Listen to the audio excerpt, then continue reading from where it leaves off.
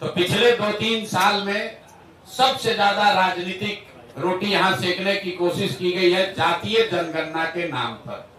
आप सभी साथियों ने भी सैकड़ों सवाल, सैकड़ों प्रेस कॉन्फ्रेंस ऐसे करे होंगे जिसमें आपने जातीय जनगणना होना चाहिए कि नहीं होना चाहिए इसको लेकर सवाल किए, उस पर जवाब मांगे। नेताओं ने जिन्होंने जातीय जनगणना कराने की घोषणा की, 500 करोड़ रुपया बिहार सरकार का खर्च करके जातीय जनगणना कराया, उनके नियत कभी भी किसी जाति की मदद करने की नहीं थी। वो इस जातीय उन्माद को फैलाकर फिर से समाज में राजनीतिक रोटी सेकना चाहते थे।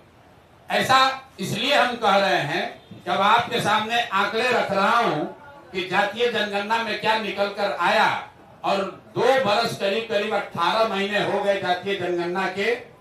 रिपोर्ट 2 अक्टूबर 2023 को प्रकाशित किया गया।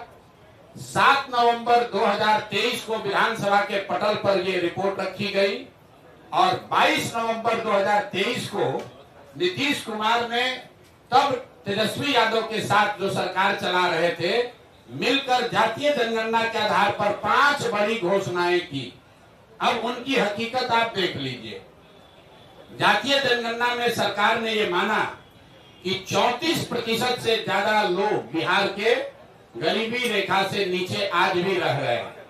लेकिन ये महत्वपूर्ण आंकड़ा नहीं है। महत्वपूर्ण आंकड़ा ये है कि 30-35 साल से सामाजिक न्याय की राजनीति करने का दावा करने वाले लोग, इनके शासन के बाद भी जब जातीय जनगणना का रिपोर्ट आया उसमें बताया गया कि 5% से कम, मैं फिर से रिपीट कर दे रहा हूं कि 5% से कम दलित और अति पिछड़ा समाज के 5% से कम लोग ही 12वीं क्लास पास करते हैं बिहार में।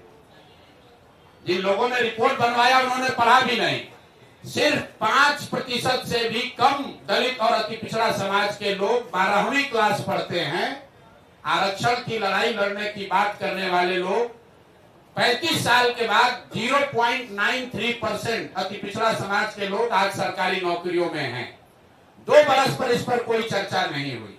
तो जब नीतीश कुमार ने 22 तारीख को इसकी घोषणा की कि इस रिपोर्ट के आलोक में हम लोग क्या क्या करेंगे, तो एक चर्चा उन्होंने की जिसकी आप लोगों ने भी जिसको फॉलोअप किया कि आरक्षण की सीमा को 50 से बढ़ाकर 65 या 75 किया जाएगा। इसका हम लोग रिकमेंडेशन केंद्र सरकार को भेज रहे हैं।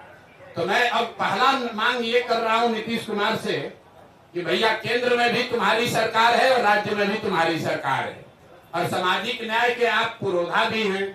तो अब आप बता दीजिए कि जो आपने केंद्र में आरक्षण बढ़ाने का मांग यहाँ लिखित भेजा था, उस पर अभी स्थिति क्या है।